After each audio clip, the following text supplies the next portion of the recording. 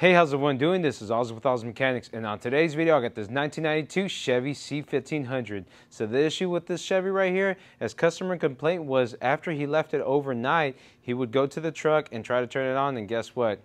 Nothing. So after that, he would hook up the battery cables and then finally cranked on. So on today's video, we're going to try to see if we can try to figure out this problem and give this truck back to the customer.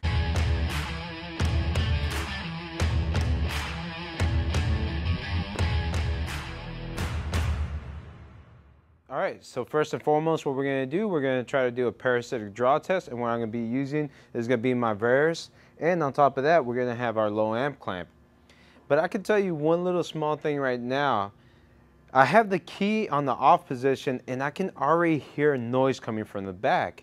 So let me take you back there, and then after that, we're going to check this out. Alright, so we are on the side of the vehicle right now, and as we can see, we are close to the gas tank right here.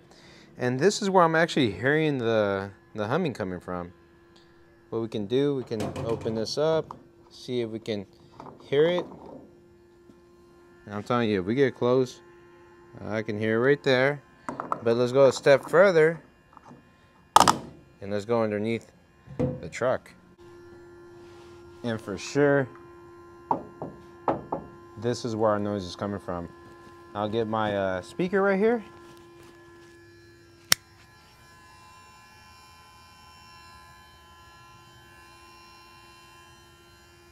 And there you go. So now let's go to the front of the vehicle and let's check out our amp draw right here that this fuel pump is actually doing. Alright, so we have our scope right here. We're going to be using this low amp clamp right here. And I'm going to set it up to the 20 amp scale. See if y'all can catch that right there. The 20 amp scale right there. And we're going to go ahead, and because we have this right on the shot, I'm going to go ahead and hook it up on the positive cable right there.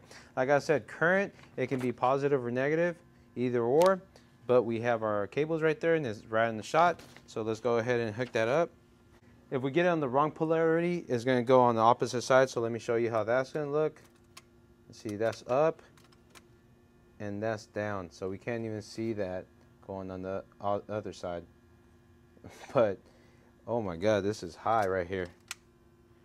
Check that out. Look how many, look at the amperage that we're actually getting right now at the moment. We are at 3.65 amps at the moment. That is insane. And that's with the key off right now. So right now the key is off. It is not even on. As you can see, I got the keys right here. And we still have the fuel pump running right now.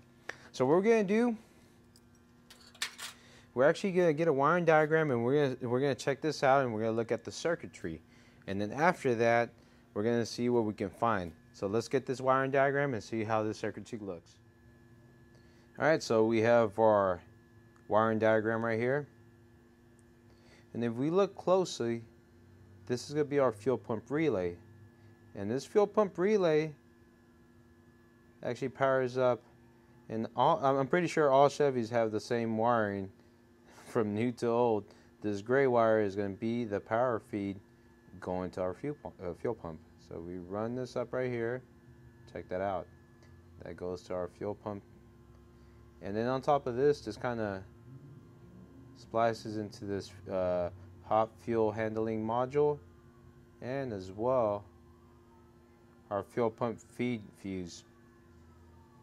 Right now, what I really want to do is verify if this is actually getting power right here from the fuel pump relay to stay on, and what's causing this to stay on.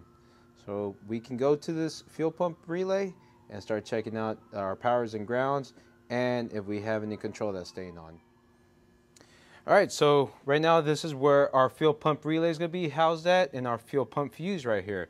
As you can see, we have our scope right there on the side. We still have it hooked up to our battery cable. As you can see, it is still about 3.6 amps. That is a lot of amperage going out right now. You can just imagine why, like, the customer was complaining. After the night, he would come out to the vehicle next morning and it wouldn't even crank.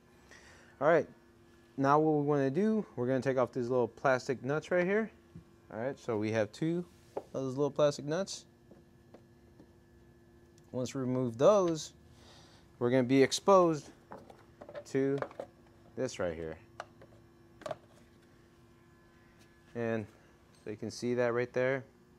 It does say ground, fuel pump fuse, junction block, fuel pump relay, and optional relay. So if we look right here, this is going to be our fuse, and that's going to be our fuse relay. Well, we can do a little quick test. Let me show you the fuse relay right here. It's just housed inside there. What we can do a quick little test. Remove our amp clamp from our battery cable, zero it out again, and go ahead and hook it up to this fuse right here. And as you can see, we still have power. So this is going to be going to our actual fuel pump. And remember, that's our protected fuse right there. So we have our inline fuse, which goes up and actually goes to our fuel pump. All right, and what's powering that up is going to be this relay right here.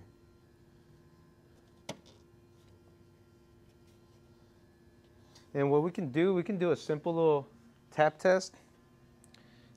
Let's just see if we can actually shut down that fuel pump. It might just be that this relay is actually stuck. And as we can see, we have everything hooked up.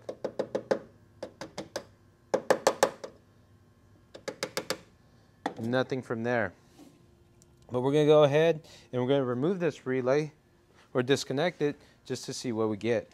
All right, here's a little close-up. I just want to go ahead, take off this little clip, and then we're just going to go and disconnect this. All right, that's disconnecting the relay, and we still have our draw right there. Now we need to see what else is actually powering up this fuse, because we are still getting power to this fuse right here.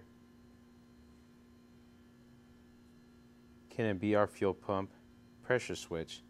Now let's try to see where that fuel pump pressure switch is at, because as well, that powers up this fuse.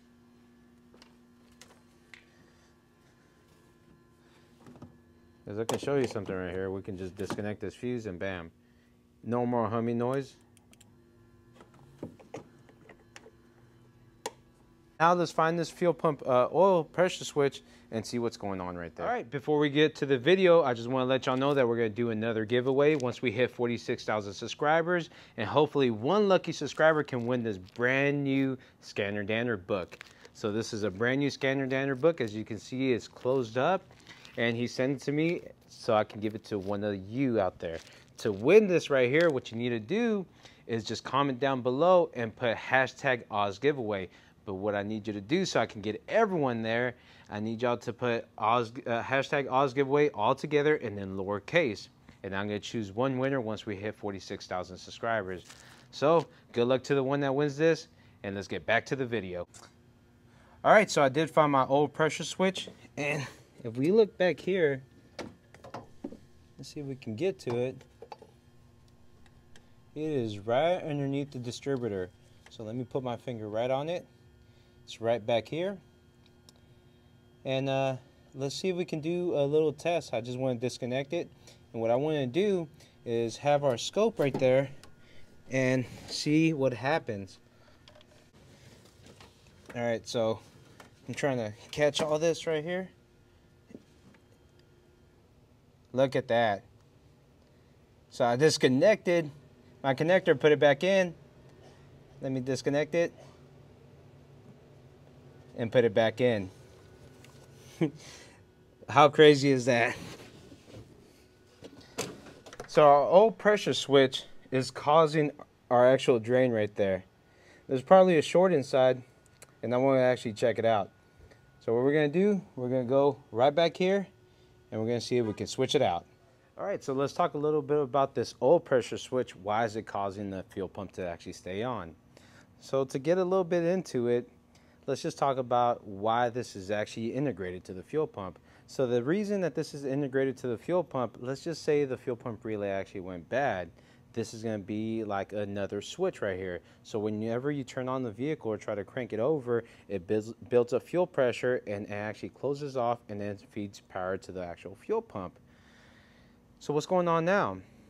I'm going for an internal failure right here. So probably shorted out inside, and now what we're getting is actual connectivity where we don't have any actual oil pressure here. Let's just do one little last test. I'm just going to show you right there, and we're going to have our scope hooked up so we can see from the outside that it's actually turning it on again. But what we're going to do, we're going to go ahead and switch this out, and I can tell you right inside, even where the connector was at, it was already had some oil residuals. So most likely, like I said, shorted out inside, and that's our problem. So let's go ahead, do this quick little last test, and then get a brand new switch. All right, so we have our brand new AC Delco oil pressure switch. So let's hook this up and let's see what happens right here. All right, I still have my scope hooked up. Everything is still how it was before I left to the parts store. And moment of truth, what's gonna happen? Is it gonna be the same thing? Bam! Look at that. No more issues right there.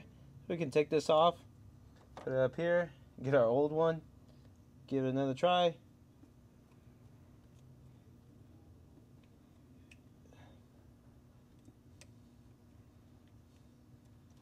Yeah, sucker. There you go. Old one. New one. All right, I'm just gonna do one step further. We're gonna do a resistance check right here. And we're gonna see that this one, we're not gonna have any continuity, and this one we are. So let's do that one last test, put this on, and send this out of the way.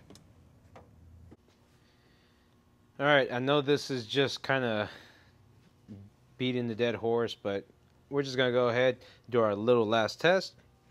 So we have our old one and our new one right here. Let's start off with our old one. And right now we're just verifying that we have continuity right here. And there you go. This is the old one.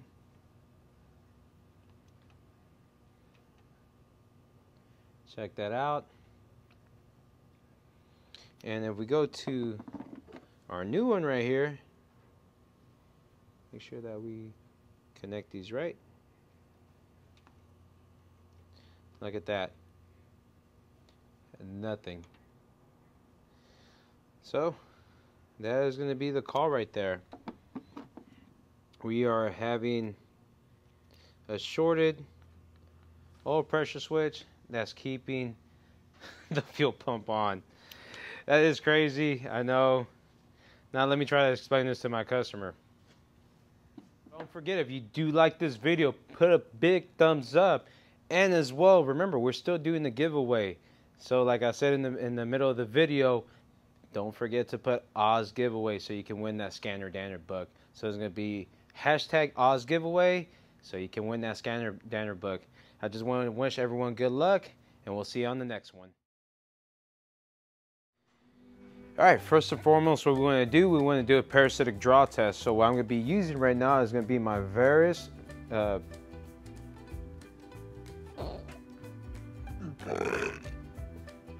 that the customer was complaining that after a night what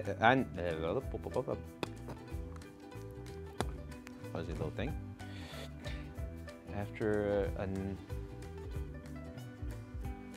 what?